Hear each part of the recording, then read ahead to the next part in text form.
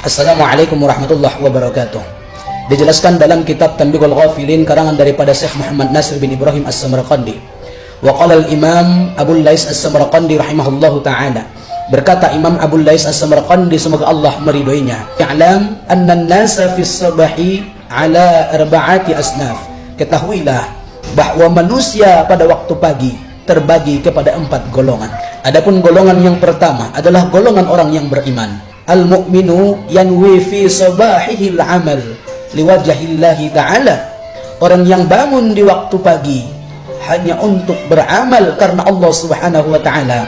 Fa huwa yatajarradu 'anid dunya, maka dia tidak berniat untuk urusan dunia. Yastaghilu bit ta'ah, dan dia sibukkan hanya untuk ketaatan kepada Allah Subhanahu wa taala. Tentulah mereka orang yang bangun sebelum subuh, mereka bersemangat melakukan salat tahajud, ikut salat subuh berjamaah, melanjutkan membaca Al-Quran dan melaksanakan aktivitas sehari-hari dengan niat hanya ibadah kepada Allah Subhanahu wa taala. Adapun golongan yang kedua adalah golongan penuntut akhirat. Wa sahibul akhirati fi subahihi talab al-akhirah. Orang yang bangun pada waktu pagi, dia beribadah untuk menuntut perkara akhirat, lakin la yakhlu minan niyatid dunya, akan tetapi niatnya masih bercampur tentang urusan dunia. Seseorang yang bangun di pagi hari beribadah kepada Allah, namun niatnya supaya Allah sukseskan kehidupannya, supaya Allah berkahi kehidupannya.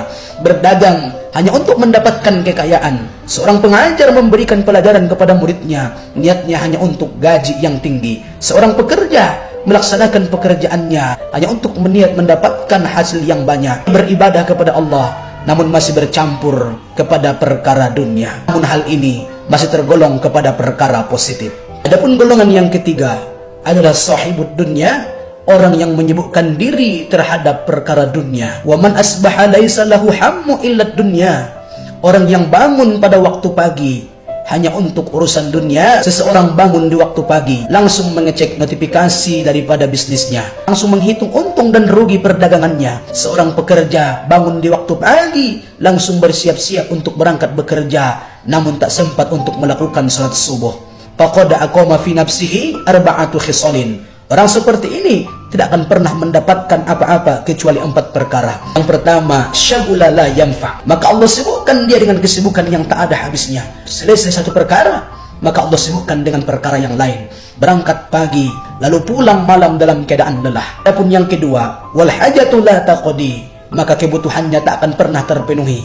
Bukan berarti penghasilannya sedikit, penghasilannya banyak, namun penghasilan tersebut tak bisa memenuhi daripada kebutuhannya karena Allah cabut keberkahan daripada rezekinya. Dan adapun yang ketiga, mereka tidak akan mendapatkan kecuali walhammu la yanqati', hatinya akan dipenuhi dengan kesedihan karena takut tidak tercapai apa yang dia inginkan, sehingga tak akan pernah merasakan kesenangan. Hatinya penuh sedih dan kesedihan. Dan adapun yang keempat, mereka hanya mendapatkan wal amalu la yablugh, keinginan-keinginan mereka tak akan pernah dipenuhi oleh Allah Subhanahu wa taala. Doa-doa mereka terkatung-katung di awang-awang, tak akan pernah sampai kepada Allah Subhanahu wa taala. Dan adapun golongan yang keempat adalah golongan yang lalai.